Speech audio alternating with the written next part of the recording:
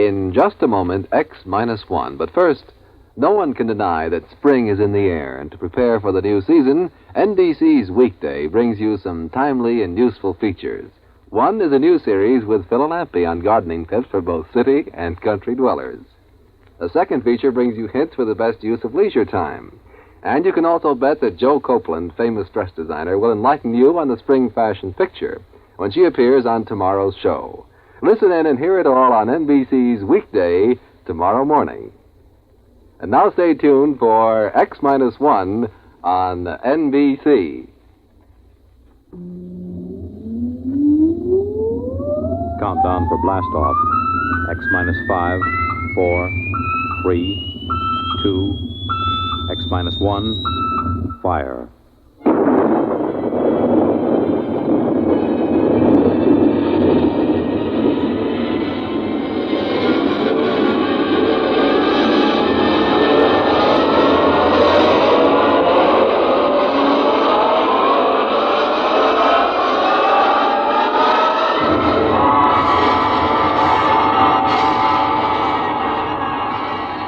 From the far horizons of the unknown come transcribed tales of new dimensions in time and space. These are stories of the future, adventures in which you'll live in a million, could be years, on 1,000 maybe worlds. The National Broadcasting Company, in cooperation with Galaxy Science Fiction Magazine, presents X minus 1.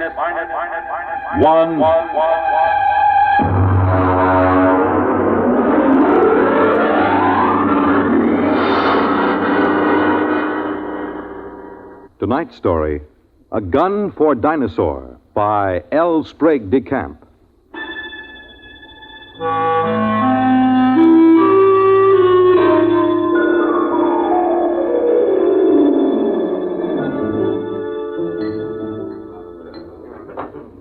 Just whiskey, please. No soda. Ice, Mr. Rivers? Good heavens, no. I have been in America for some time, but not that long. Well, to a fine dinosaur. Well, now, just a moment, Mr. Seligman. I won't take you hunting late Mesozoic dinosaur. Why not? How much do you weigh? About 9 stone? 130 pounds. Yeah, I thought so. It's not heavy enough. But your advertisement. You said safaris arranged to any time period. Well, I'll take you to any period in the Cenozoic. I'll get you a shot at any entelodont or even mammoth or mastodon. They have fine heads. But I'll jolly well not take you to the Jurassic or the Cretaceous. You're just too small. But what's my weight got to do with it? Now, look here, old boy. What did you think you were going to shoot those dinosaurs with? Well, Well, look over here in this case. That's my own gun, a Continental 600. That shoots a pair of Nitro Express cartridges the size of bananas. It's designed for knocking down elephant, not just wounding them, but knocking them base over apex. Well, now, I've handled guns. Oh? Look, I've been guiding hunting parties for over 20 years. But I've never known a man your size who could handle a 6-0. It knocks him over. Well, people have killed elephant with lighter guns, even a 375. Ah, yes, but consider an elephant weighs, well, let's say from 4 to 6 ton. You're planning to shoot reptiles weighing 2 to 3 times as much as an elephant. Now, I tell you, Mr. Seligman, I won't take anybody hunting dinosaur who can't handle a 6-0. Look, let's pour another drink, and I'll tell you why. You see, I went into the partnership with the Raja about 5 years ago. I call him that because he's the hereditary monarch of Jaipur. It means nothing, of course. We both wanted to do a bit of hunting again. And Africa's all played out. It's too civilized now. So when we heard of Professor Prohaska's time machine at Washington University, we caught the next plane to St. Louis. The foundation administering the machine had worked out an arrangement splitting the time between scientific parties and hunters who wanted to try their luck at prehistoric game. Hunters paid through the nose, of course, to support the project. Well, it was about our 5th safari that Courtney James showed up. He's what you chaps call a playboy, a big bloke, handsome in a way, florid, beginning to turn to fat. He was on his 4th wife. And when he showed up at the office with a blonde, I assumed that this was the 4th Mrs. James. But he left her in the outer office and corrected my assumption. Bunny? Oh, no, she's not my wife. My wife is in Mexico, I think, getting a divorce. But Bunny here would like to go along. I'm sorry. We don't take ladies. Not to the late Mesozoic. If she wants to go, she'll go. She skis and flies my airplane, so why shouldn't she... There are enough risks at 85 million BC without adding to them. I'm sorry, but it's against the firm's policy. Now, look here. I'm paying you a lot of money. I'm entitled... You can't hire me to do anything against my best judgment. Now, if that's how you feel, get another guide. All right. But let me tell you...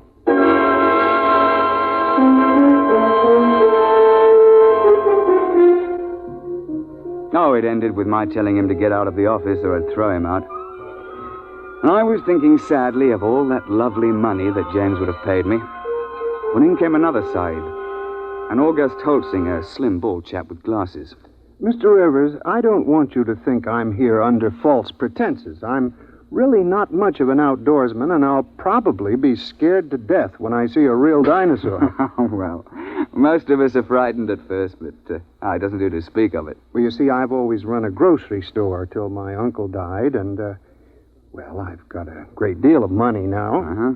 And I'm building a new house. I'm engaged, you know, getting married, and, well, I'm determined to hang a dinosaur head over my fireplace or die in the attempt.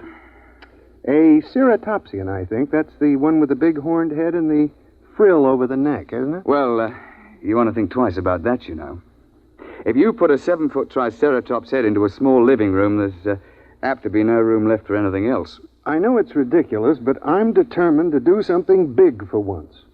Since there's no more real big game hunting, I'm going to shoot a dinosaur and hang his head over my mantel. I'll never be happy otherwise.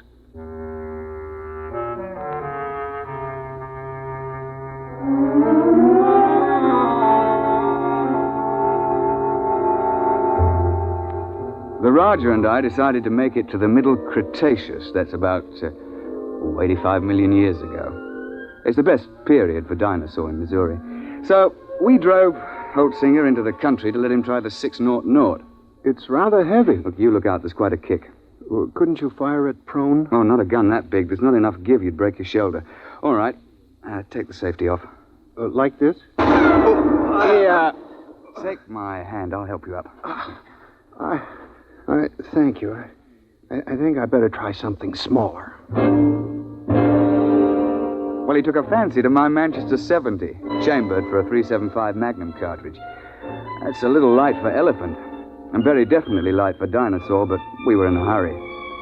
And then, of course, just before we were ready to trek, James showed up and apologized for insulting me. He'd had a run-in with the girl, and he wanted to go along. And so we were off on safari.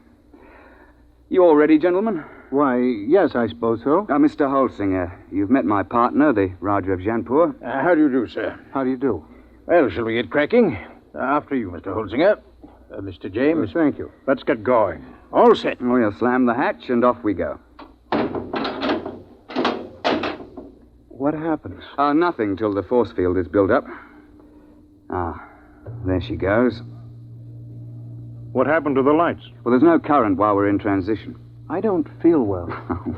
There's usually a touch of vertigo. I shouldn't worry about it. Look, where do you shoot for? I mean, with Dinosaur. What is the best shot? Well, you don't try for his brain, you know. They don't have any.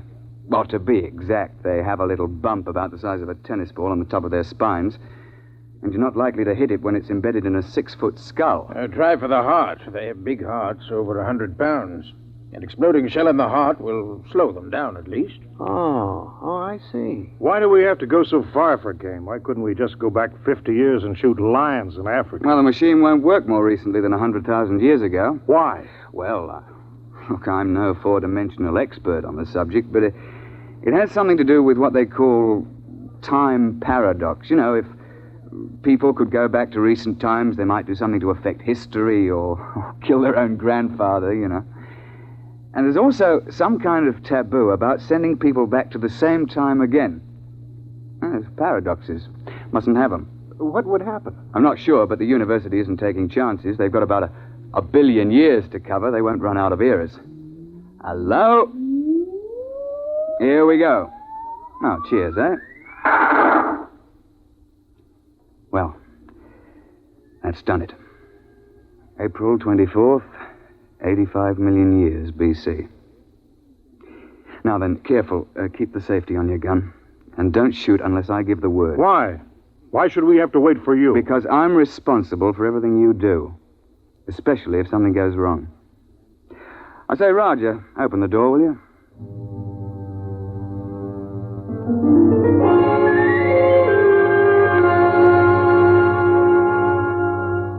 In this period, the time chamber materializes on top of a rocky rise. At the west, you see the arm of the Kansas Sea that reaches across Missouri, and the big swamp where the sauropods live. To the east, the land slopes up to a plateau. It's good for ceratopsians. The finest thing about the Cretaceous is the climate. It's balmy like the South Sea Islands, and not so muggy as the Jurassic. Oh, we sent the time chamber back off and looked about. It was spring, with the dwarf magnolias in bloom all over. Down towards the Kansas Sea, cycads and willows grew, while the uplands were covered with screw pins and ginkgo. Yeah, well, I'm no ruddy poet, but I can appreciate a beautiful scene. Well, I was looking through the haze and sniffing the air. I got him! I got him! What the devil? You see it? There it goes! Confound it, you idiot! I told you not to shoot without word from me. And what happened? An ornithomine wandered out of the copse. Mr. James gave him both barrels, missed. Now, look here, James. One of the biggest dangers on a safari is trigger-happy sahibs who get panicky. You're not to shoot unless you're told. You understand? Who do you think you are to tell me when to shoot my own game? Now, look here. Firstly, if you shoot off all your ammunition before the trip is over, your gun won't be available in case of a pinch.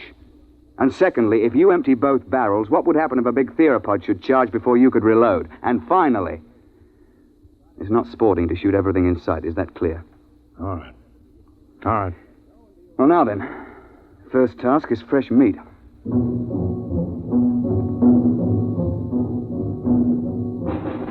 As I told you, Holsinger wanted a ceratopsian head. James insisted on a tyrannosaur. Then everybody would think that he'd shot the most dangerous game. Well, the fact is that tyrannosaur's overrated. But everybody's read about the tyrant lizard, and, well, he does have the biggest head of the theropods. Oh, and he'll snap you up if he gets the chance, no fear. Oh, we started off searching for meat. The Raja and I put the sahibs in front. We tell them it's so that they'll get the first shot, which is true, but another reason is that they're always tripping and falling with their guns cocked, and if the guy were in front, he'd get shot.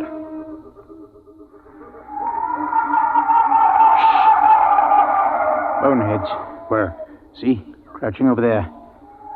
Feeding on those cycads. It's about the size of a man. They look intelligent. Well, not likely. That bulge on the head is solid bone. Now then, hold on there, James. You've had your shot for the day.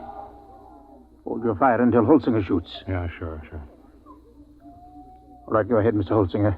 Doesn't matter which one. No, here. Try that one by the rock. There's a good clear shot. Well, take your safety off. Oh. Go ahead now.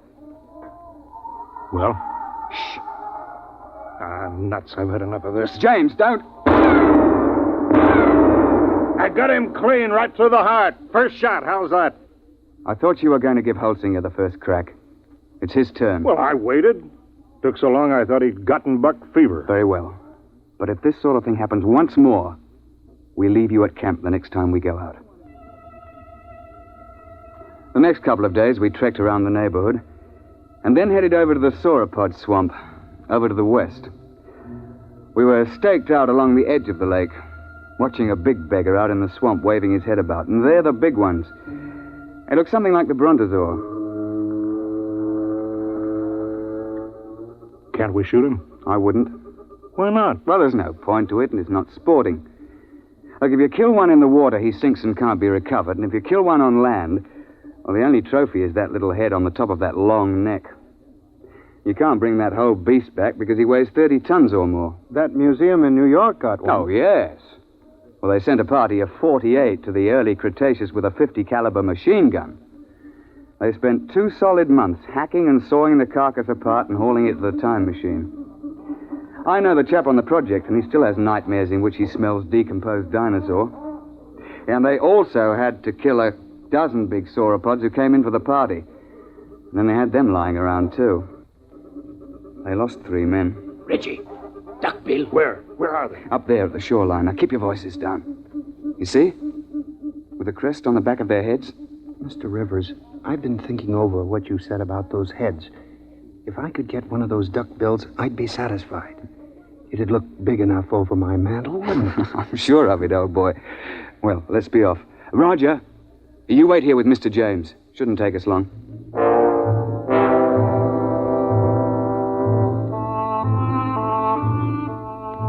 Holt and I crept along the shoreline, narrowing the range to the duckbills. I think I can make the shot from here. I'll be ready in a minute. My shoe is loose. He's getting away. I won't get a shot. I'm afraid Mr. James has fired both barrels again. James, that's the second time you spoiled my shots. I ought Don't be a fool. I couldn't let them wander into camp, stamping everything flat. There was no danger of that. You can see that the water is deep offshore. It's just that our trigger-happy Mr. James can't see any animal without shooting. And if it did get close, all you have to do is to throw a stick of firewood at it. They're perfectly harmless. But how was I to know?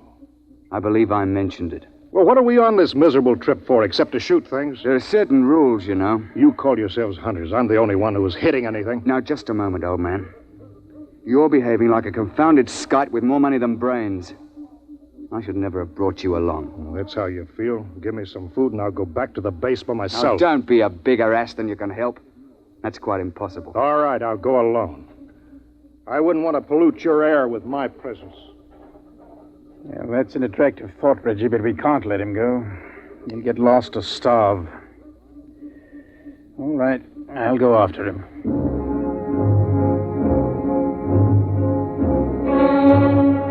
We stumbled along for several more days. James on his good behavior for a change. And on the 1st of May, we broke camp and headed north to the hills. That was hot and sticky. And we were soon panting and sweating like horses when I picked up the smell of carrion and heard the thrumming of the flies. We found a huge ceratopsian lying dead in a little hollow on the edge of the copse. He must have weighed 6 or 8 tons alive. Why couldn't I have gotten him before he died? That would have made a darn fine head. On your toes, chaps. The sauropod that's been at this carcass is probably nearby. How do you know? We see how the hide's been ripped off and the bones are scattered. Sauropods will hang around a carcass like this for weeks, gorging and then sleeping their meals off for days at a time. What do we do? Well, that's what we came after. Look, Roger, you take Mr. James through that way, and we'll parallel you 40 feet distant. Now keep your eyes open. It'll be hard to see in these woods unless you're right on top of him.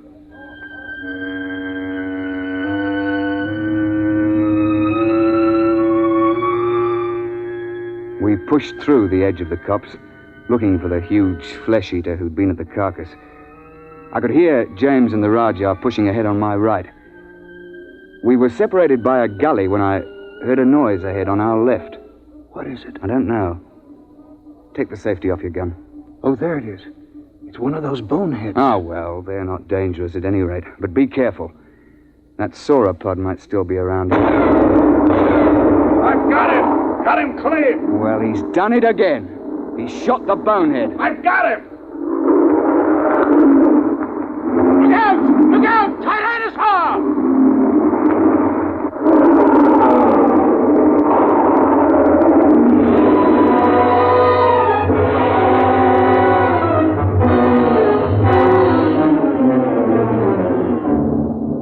The Tyrannosaur heaved his head out of the shrubbery just in front of us. Look, the scientists can insist that Rex is bigger than Trionches, but I'll swear that this Tyrannosaur was bigger than any Rex ever hatched. It must have stood 20 feet high and been 50 feet long. I could see its big, bright eye and 6-inch teeth. He'd been sleeping off his last meal, and James fired off both barrels over his head at the bonehead and woke the Tyrannosaur up. Get back! Get back, you fool! Gun's empty and Roger can't get a shot. Found it, there goes the beast in behind those ferns. Holtzinger! Holtzinger! Come back, your gun's too light for that beggar! James came bolting back in a panic and blundered into the Rajah, sending both of them sprawling under the ferns. The Tyrannosaur came after them to snap them up. Holtzinger began to blaze away. He got off 3 shots through the beast's body with that little light gun. The Tyrannosaur whirled around to see what was stinging it. The jaws came open, and the head swung around and down again. Holtzinger got off 1 more shot and tried to leap to one side. The Tyrannosaur continued its lunge, and caught him in its jaws as he fell. Reggie! Stand clear! Hart's the only chance. It's no use. There he goes. Try a long shot. No, missed him clean. Poor Holtzinger. Well, that's the end. He stopped screaming. Did you notice? Oh, yes. Well, I expect we'd best track the beast. He might be dying. We should try to recover Holtzinger's remains. Yes, there's nothing else to do. No, nothing. It's a bad show all around.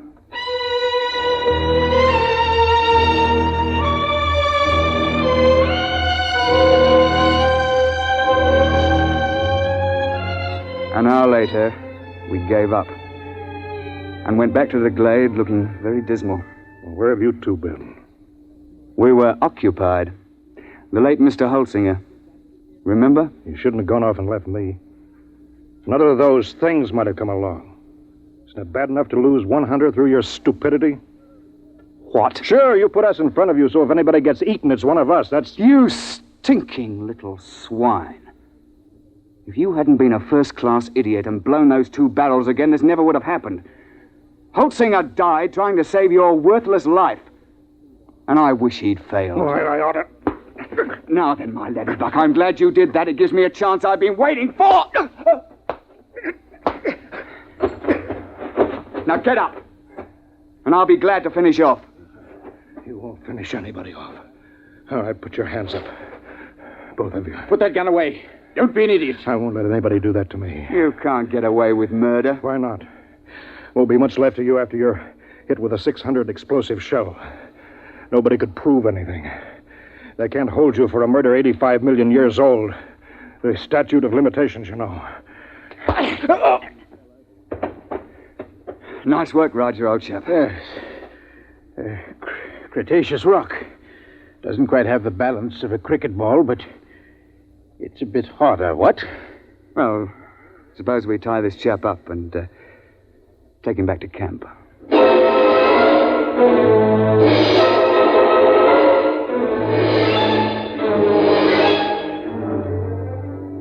When the time transition chamber finally arrived, we fell over one another getting into it.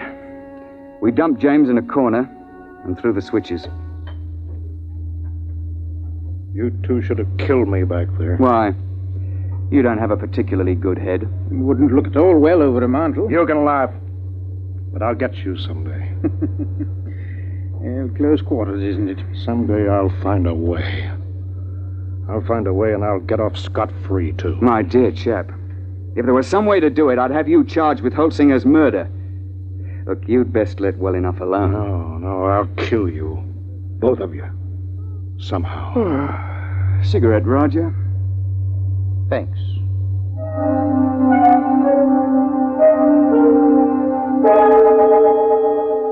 When we came out in the present, we handed him his empty gun, and off he went.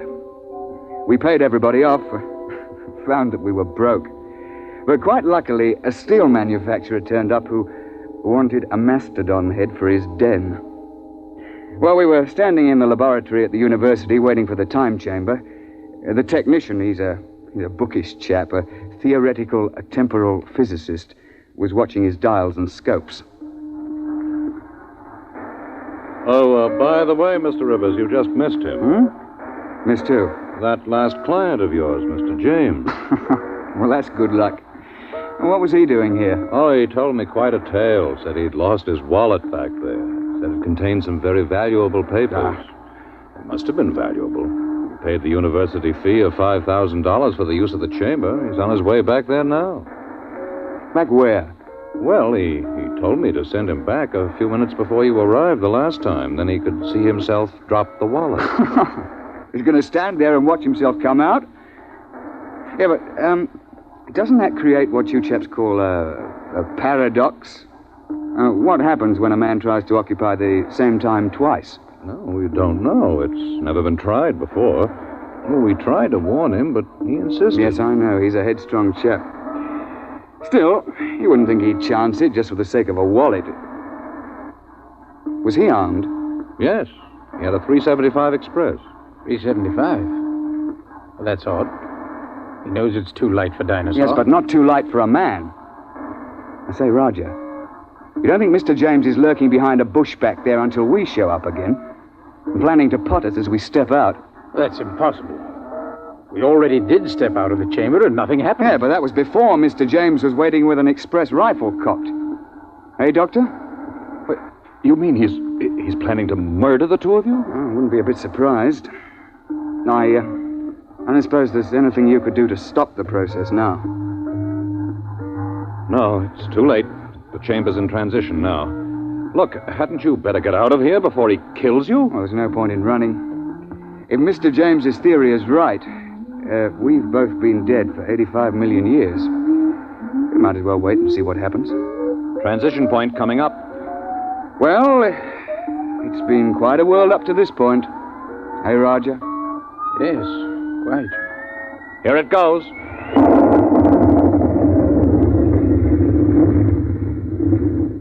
Reggie, are you all right? Well, I seem to be. What happened? The time chamber. It's back. We'd better get it open.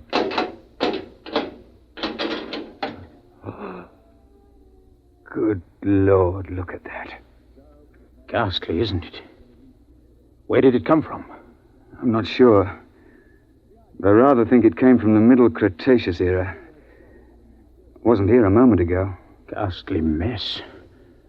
Looks as if every bone was pulverized and every blood vessel burst. I dare say. But that's his gun, all right. It's James, there's no doubt of it.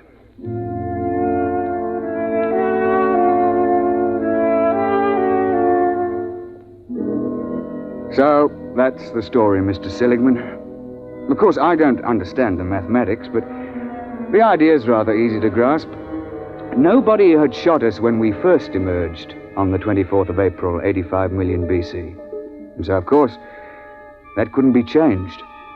The instant James started to do anything that would make a paradox, the space-time forces snapped him forward and ripped him to bits. Well, they know a good deal about that now, and there's a safety margin of 500 years between each trip. You can't have paradoxes, you know. It just isn't done. And you see, I'm a lot more careful now. I shouldn't have taken James when I knew what a spoiled, unstable sort he was. Or Holtzinger either. When I saw that he was too small to shoot a dinosaur gun. With a heavier gun, he'd probably have knocked the Tyrannosaur down and saved his own life. So, Mr. Seligman, that's why I won't take you to that period to hunt. I'm sorry, but you're just too light. You're not big enough to handle a gun for Dinosaur.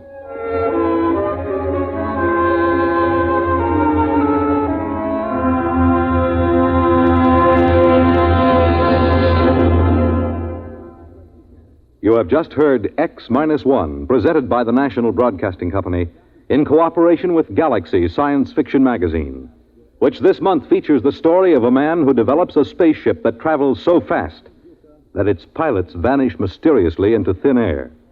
Read the Vaughn Shelton story, Point of Departure, in Galaxy Magazine, on your newsstand now. Tonight, by transcription, X-1 has brought you A Gun for Dinosaur, a story from the pages of Galaxy, written by L. Sprague de Camp, patent consultant and one of our leading authors of science fiction. It was adapted for radio by Ernest Kenoy.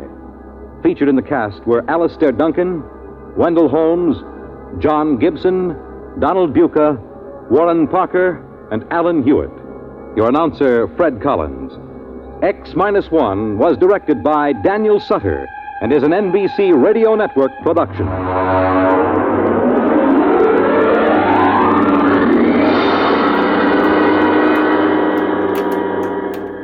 Let's visit lovable Fibber McGee and Molly tonight on the NBC Radio Network.